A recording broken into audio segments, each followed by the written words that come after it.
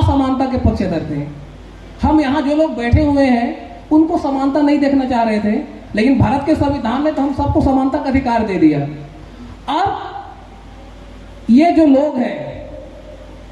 सारे धर्म ग्रंथ को छोड़कर ये भारत के संविधान को पढ़ना शुरू किया, और हम लोग 73 साल बाद आज इस संविधान को पढ़ रहे हैं। उन्होंने 1951 में सबसे पहले इसी लोक नियोजन में अवसर की समता और समानता के अधिकार के कॉन्सेप्ट को, और आर्टिकल 29(2) में जो लिखा हुआ है कि राज्य द्वारा जो पोषित संस्था है वो धर्म, मूल, वंश के आधार पर किसी को सीट वितरण में, शैक्षणिक संस्थान में भेद नहीं करेगा, इन 2 आर्टिकल को उठाया और मैसूर के जो मद्रास हाई कोर्ट है वहां चैलेंज किया गया। जब भारत का संविधान बना तो सारे लोग यहाँ कानून के समक्ष समान हो गए,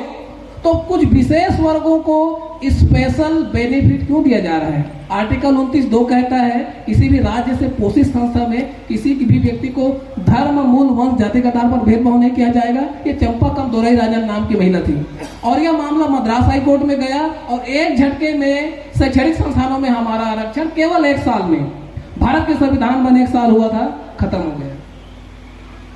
अब यह मामला फिर सुप्रीम कोर्ट गया, और सुप्रीम कोर्ट ने भी मद्रास हाई कोर्ट के आदेश को वैलिडिटी प्रदान किया और यह कहा कि यह समता का अधिकार का उल्लंघन है किसी वर्ग विशेष को सीटें अलॉट करना।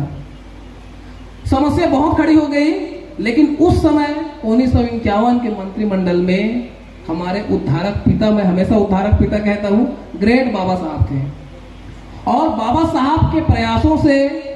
पहला संविधान संशोधन लाया गया नेहरू मंत्रिमंडल में।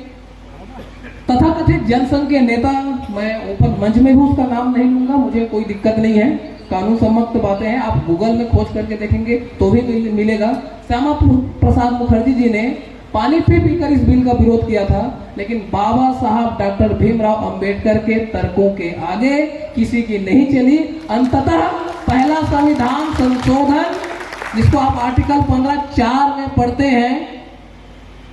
मैं सीधा पढ़ के बताता हूं क्योंकि आज संविधान मेला चल रहा है, तो मैं 15(4) को थोड़ा सा आप लोगों के बीच मैं पढ़ के बताना चाहूंगा। जो विशेष शैक्षणिक संस्थानों में हम लोगों के लिए रिप्रेजेंटेशन की बात करता है,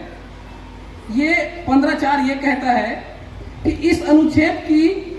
या अनुच्छेद 29 के खंड 2 की कोई भी बात राज्य को सामाजिक और शैक्षिक दृष्टि से पिछड़े हुए नागरिकों के किन्हीं वर्गों की उन्नति के लिए या अनुसूचित जाति जनजाति के लिए कोई विशेष उपबल